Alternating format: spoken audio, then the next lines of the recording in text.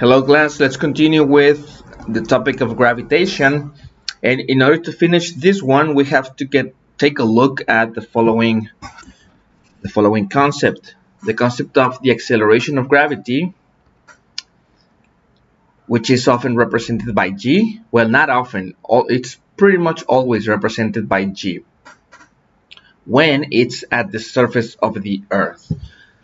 Okay, so the acceleration of gravity, guys, at the surface of the earth, I want to emphasize this, at the surface of the earth, has been measured approximately as 9.8 meters per second squared. So this is the acceleration with which any object close to the surface of the earth, close to the surface, very close, either on the surface or something very close, and by close I mean, maybe hundreds of meters, but that's it, like 100 meters or 200 meters, okay? And these very small heights, you can consider that the acceleration of gravity is this much, 9.8 meters per second squared. Okay, and when that happens, when we are measuring the acceleration of gravity at the surface of the earth, we represent that value by g, this small g, not to be confused with big G, which I already mentioned. This was the constant of gravitation, right? Can you remember? And the units. So this G is not the same as this G. Okay. Now what happens when you go at a certain height, at a certain considerable height with respect to the surface of the earth? What I mean is this. What happens when you want to calculate the acceleration of gravity at other heights? For example, you got the surface of the earth, and you may have a very tall mountain, like ranging in the kilometers, for example Mount Everest. Or what happens when you are on an airplane, okay, which the height, the top of this mountain and the height at which you fly on an airplane is actually considerable, and you can no longer say that you are at the surface level. So at these places, at the top of this mountain or inside this airplane, etc., what is the value of gravity at these locations? Okay, if you want to find that out, what you need to do is you need to use this formula. By the way, you should notice this. When we try to get the acceleration of gravity at some height, we no longer call it g. G is specifically when you want to measure it at the surface level, right here, and g is specifically 9.8 meters per second squared. So this is kind of like separated for g. It's a specific value, a specific constant. But if you want to calculate the acceleration of gravity at other heights, we use this symbol, the acceleration of gravity, and this is the formula that will provide you with that number. It's big G, the constant of gravitation, the mass of the earth, over this expression to the square. What is this expression? It is the radius of the earth and plus h, which is the height at which you want to measure this acceleration. All right, so that's how it works, and I'm gonna show you how to use it right now. So let's see. In this example number 4, let me see. Okay, so they ask us, what is the acceleration of gravity at a height of 15 kilometers above sea level? Or pretty much what they're telling me is find the acceleration of gravity at a height of 15 kilometers above the surface of the earth. So suppose we have the surface of the earth, and this location, this point, is at a distance of 15 kilometers from the surface of the earth. Okay, let me actually draw the whole earth. Okay, there you have it. This is the center of the earth, and this other segment in here is the radius of the earth. radius of the Earth.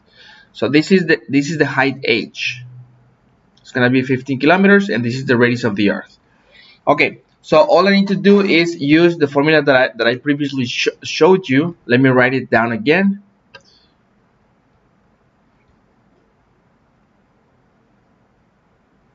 It's the constant of gravitation times the mass of the Earth over the radius of the Earth plus the height h to the square.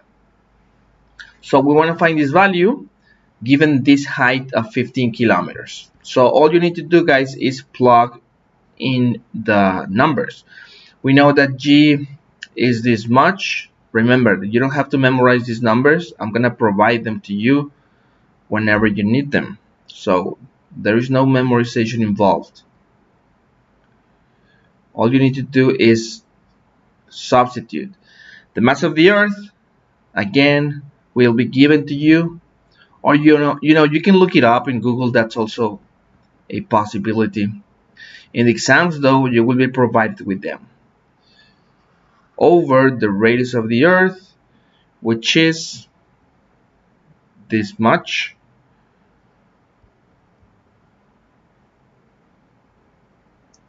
and plus the height.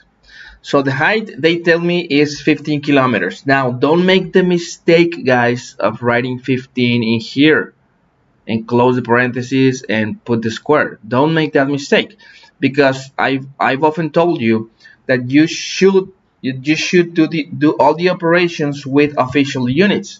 By official units, we mean kilograms, meters, and seconds.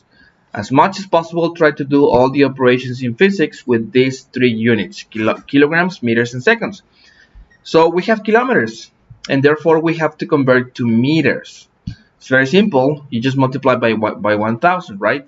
So you should input in here 15,000 meters, close parentheses, square. Can you see? Okay, and that's it, guys. That's it. The rest is just using the calculator, multiply this. I often tell you, forget about the units for a moment. When you have done this, you can forget about the units for a moment and just multiply the numbers. You're going to multiply this number times this number, all right? And then you're going to divide all of that by the square of this plus this number. Okay, take your calculator, please. And I'm going to give you maybe a minute or something to calculate all of these. Do it very carefully because it's very easy to make mistakes.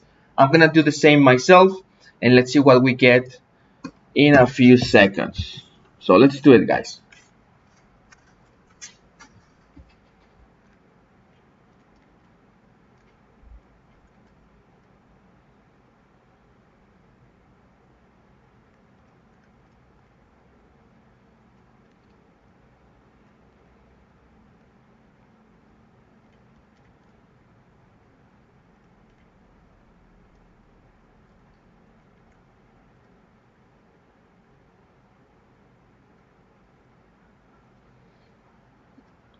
Okay, I already got my value. I can wait a few more seconds.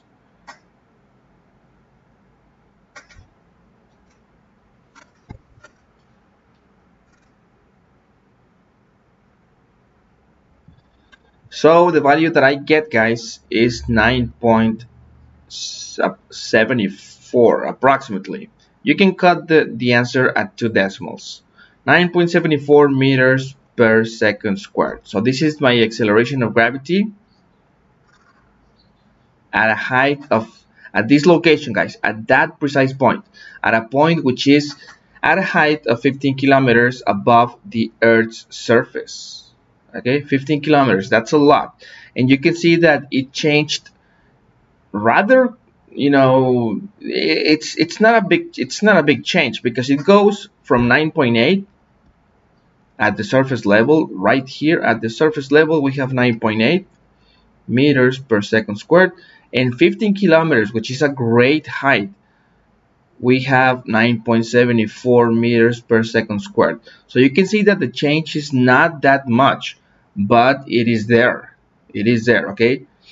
So that's a fact. the acceleration of gravity gets less and less when you go further away from the Earth. Okay, so that concludes this example number 4. Now example number 5. This is a problem about the following. What is the weight of an astronaut who is orbiting in a space station at 200 kilometers from the surface of the Earth? Consider the mass of the astronaut as 70 kilograms.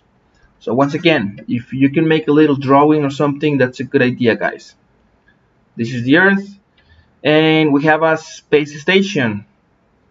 You know, it's those things that have astronauts inside that are circling the Earth, and they do experiments on an environment that is weightless and so on. Okay, so this is a space station, and this space station is located 200 kilometers from the surface of the Earth. This is the radius of the Earth. Okay, and they want me to find the weight of this astronaut inside the space station. There's an astronaut in there, and so what is the weight of this astronaut? So first I need to remember my formula for getting the weight of an object, of any object. The weight of any object is its mass times the acceleration of gravity. Okay, but this is remember, guys, G is only at surface level. G is the value of gravity at surface level. So even though you see this equation written in this way almost always, when we consider the weight of an astronaut at this point, which is very far away from the surface of the Earth, we can no longer consider G, but whatever value the gravity has at this point. And therefore, I should make the difference and write just the acceleration of gravity at this precise point, 200 kilometers from the surface of the Earth. Okay, so basically the weight of the astronaut will be his mass, 70 kilograms, times the acceleration of gravity at this location, at this precise location. You see? So first I need to get, in order to calculate his weight, I need to first calculate that acceleration of gravity. So let's do it. Same formula. The acceleration of gravity is equal to the constant of gravitation times the mass of the Earth over the radius of the Earth plus the height to the square. And again, I'm gonna give you the values. I will not do this problem completely. I'm gonna just begin it for you. So big G is this much,